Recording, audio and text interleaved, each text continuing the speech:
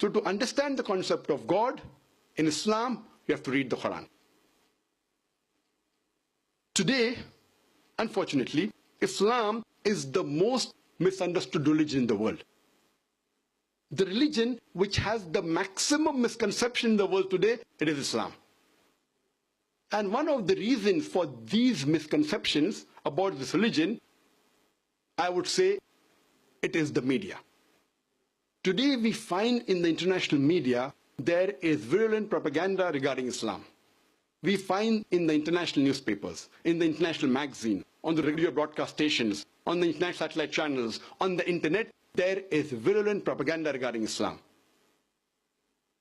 And the most misunderstood word regarding Islam, it is the word jihad.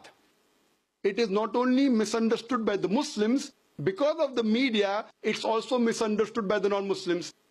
Today, most of the people, whether they are Muslims or non-Muslims, they think that any war fought by any Muslim, for any reason, whether it be for personal gain, whether it be for name, whether it be for fame, whether it be for honor, whether it be for land, any war fought by any Muslim is called as jihad. Jihad does not mean any war fought by any Muslim for any reason. Jihad comes from the Arabic word jahada, which means to strive, which means to struggle. In the Islamic context, jihad means to strive and struggle against one's own evil inclination. Jihad also means to strive and struggle to make the society better. Jihad also means to strive and struggle against oppression. Jihad also means to strive and struggle in self-defense. So jihad basically means to strive and struggle. For example, if a student is striving and struggling to pass in the examination, in Arabic we'll say he's doing jihad. So jihad basically means to strive and struggle. Today, most of the Orientalists, they translate the word jihad as holy war. If you translate holy war into Arabic, it is harbun muqaddasa. And this word harbun muqaddasa appears nowhere in the Quran, nowhere in any sayings of the Prophet Muhammad sallallahu alaihi wasallam. This word holy war, if you go back into history, was first used for the Crusades. When the Crusaders, they forced people to accept the religion of Christianity by force. And unfortunately today, it is used for the Muslims and Islam.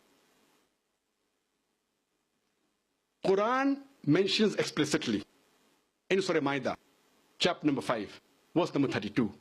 If anyone kills any other human being, unless it be for murder or for spreading corruption in the land, it is as though he has killed the whole of humanity. The Quran says, if any human being kills any other innocent human being, whether Muslim or non-Muslim, it is as though he has killed the whole of humanity. And the verse continues, if anyone saves any human being, whether Muslim or non-Muslim, it is as though he has saved the whole of humanity. I, being a student of comparative religion, I have not come across any verse in any scripture besides the Quran which is so explicit against terrorism, against killing innocent human beings. It says that if any human being kills any other human being who is innocent, whether Muslim or non-Muslim, it is as though you have killed the whole of humanity. And I have not come across any verse in any other scripture, any other religious scripture besides the Quran, which promotes the prevention of terrorism. And it says, if any human being saves any human life, whether Muslim or non-Muslim, it is as though you have saved the whole of humankind. Islam condemns all forms of terrorism. Islam condemns the killing of any innocent human being, irrespective of caste, color, creed, irrespective of which nationality he belongs to, irrespective of which religion he belongs to. Islam and I too condemn all forms of terrorism. I also condemn the 9/11, which took place on 11th of September 2001, the Twin Tower bombing in New York, where few thousand innocent people were killed. I condemn the 7/7, 7th of July 2005, London bombing, where more than 50 innocent people were killed. I also condemn the serial train bomb blast that took place in Bombay on the 11th of July 2006, where more than 180 innocent people were killed. I also condemn the Gujarat massacre, the riots which were pre-planned, which took place in Gujarat in India, where innocent few thousand Muslims were killed. I condemn all sorts of terrorism, where innocent human beings are killed, irrespective whether Muslim or non-Muslim.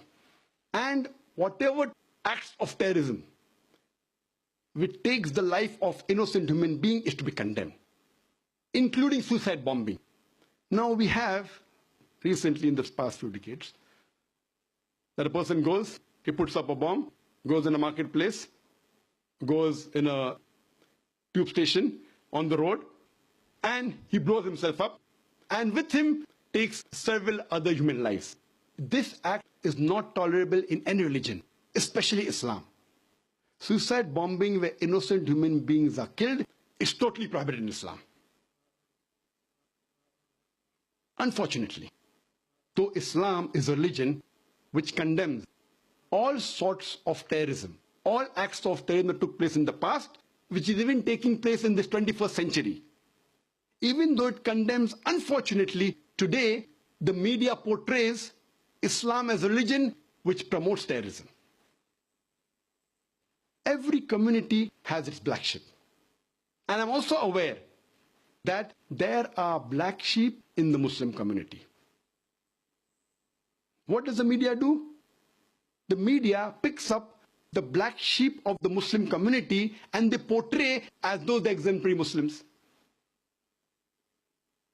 Because of this today, we find that most of the people think that Islam promotes terrorism. If you read the Qur'an, if you read the sayings of the Prophet, Islam amongst all the religions is at the foremost in condemning the killing of innocent human beings. And one such prey of the media, of these media tactics,